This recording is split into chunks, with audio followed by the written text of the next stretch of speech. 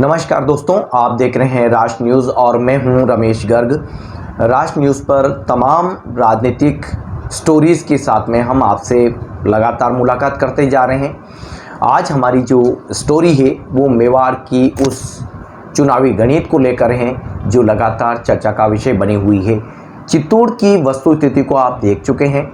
अब मेवाड़ में वल्लभनगर विधानसभा सीट पर जो वस्तुस्थिति बनी है उससे ये साफ साफ अंदाज़ा लगाया जा सकता है कि आने वाला चुनाव परिणाम तो एक अलग ही होने वाला है, लेकिन घमासान भी दिलचस्प होने वाला है।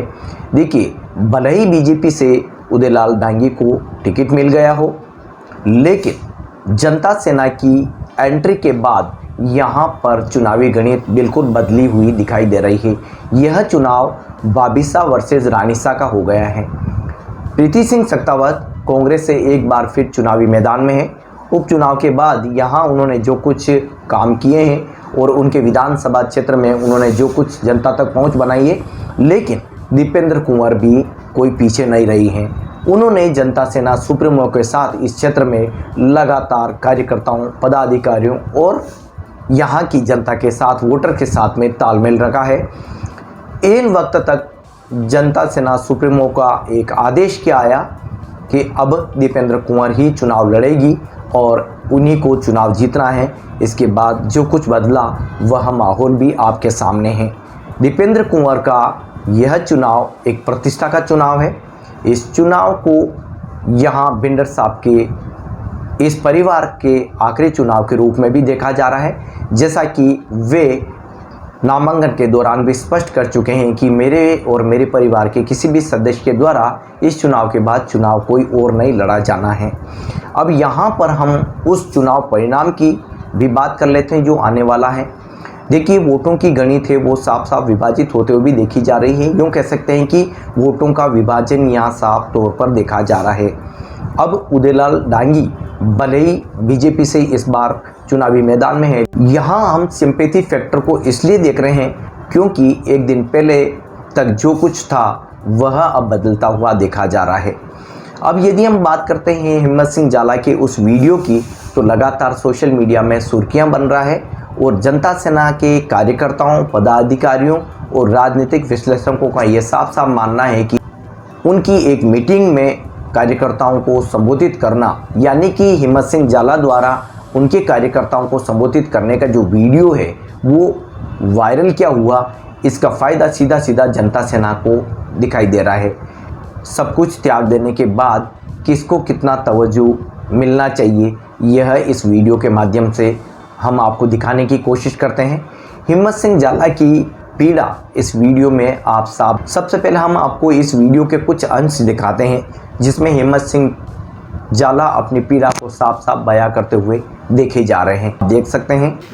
राष्ट्रीय संगठन महामंत्री जी ने मेरे को बोला कि मेरे जीवन का एक अनुभव बता रहा हूं हिम्मत, जब तेरा टिकट कटा और तेरे अंदर जो गुस्सा मैंने देखा था, मुझे तेरे से डर लगने लग गया कि इस हिम्मत सिंह के सामने कैसे जाऊंगा। लेकिन उसके जस्ट 16 घंटे बाद तेरी मैंने एक पोस्ट देखी है, मेरे पीए ने मेरे को तेरी एक सोशल मीडिया पे वायरल हो रही पोस्ट भेजी है और मेरे मन में यकीन हो गया कि कल जो निर्णय राष्ट्रीय अपना जो राष्ट्र का कार्यालय है भारतीय जनता पार्टी का, उन्हीं में जो निर्णय आदरणीय संगठन में सब लोगों ने लिया वो गलत निर्णय हुआ। उन्होंने मुझे ये भी कहा कि मेरे राजनीतिक करियर के इतने सालों में मनाए तो मैंने बहुत सारे प्रत्याशी हैं, बिठाए तो मैंने बहुत सारे प्रत्याशी हैं, लेकिन अपनी मर्जी से भाजपा को मां कहने वाला पहला व्यक्ति तू मिला हिम्मत सिंह। मां देवी के सामने खोलूं के गिरा हूं। उसके मतलब लोगों ने अपने अपने हिसाब से बना लिए। वल्लभनगर की परिस्थितियों के हिसाब से वल्लभनगर वालों ने बनाए, जयपुर की परिस्थिति वालों ने जयपुर के हिसाब से बनाए और दिल्ली की परिस्थिति वालों ने दिल्ली के हिसाब से बनाए। अब वल्लभनगर की परिस्थिति वालों ने मेरे को बोला कि ये सीपी जोशी से दब गया, ईडी की रेत नहीं डल जाए क्योंकि वो परिस्थिति बनाने वाले और कोई नहीं है, वो अपने विरोधी हैं।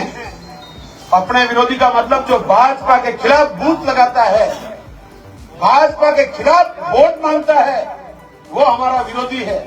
उनके सबसे चेहरे खिले हुए थे कि अब हिम्मत सिंह बगावत करेगा। कोई मुझे एक सामान्य राजपूत में जन्म लिया साहब, तो राजपूत हूं, अगर मैं मेरी जात छुपा दूंगा तो उससे काम नहीं चलेगा।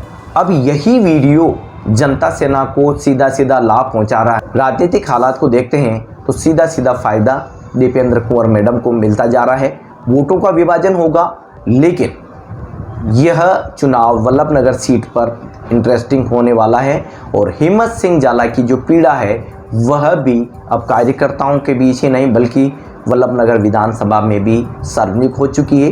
हालांकि हिम्मत सिंह जाला राजनीति में नए भले हैं, लेकिन उन्होंने जो वक्त दिया है, अब आने वाले समय में पार्टी उनके समर्पण भाव को देखते हुए उन्हें कहीं न कहीं राजनीतिक फ़ायदा ज़रूर देगी। ये तो एक समय ही बताएगा, लेकिन मेवाड़ के इस चुनाव में बीजेपी भी कोई कसर नहीं रखना चाहती है। प्रधानमंत्री नरेंद्र मोदी के दौरे को यहाँ पर लगातार तैयारियों को लेकर देखा जा रहा है। 9 तारीख को उनकी मीटिंग के बाद में मेवाड़ के किस तरह के राजनीतिक हालात बदलते हैं, बीजेपी इस चुनाव प्रचार को किस मोड़ पर ले जाती है, क्या एजेंडा, क्या स्ट्रेटजी और क्या उनकी गणित रहती है, ये भी देखने वाली बात होगी। लेकिन जैसे जैसे मेवाड़ में चुनाव आगे बढ़ रहा है, समय बढ़ रहा है, वैसे वैसे यहाँ राजनीतिक गणित भी बदलती जा रही है। अब हम बात मावली विधानसभा क्षेत्र की भी कर लेते हैं। देखिए, यहाँ पे KG पालीवाल साहब को भले ही आज टिकट दे दिया हो, लेकिन यहाँ पे भी घमासान तो कोई कम दिखाई नहीं दे रहा है। यहाँ पर कुलदीप सिंह साकरिया खेड़ी लगातार मेहनत कर रहे हैं। पिछले विधानसभा चुनाव में भी वे यहाँ मेहनत करते हुए देखे गए हैं।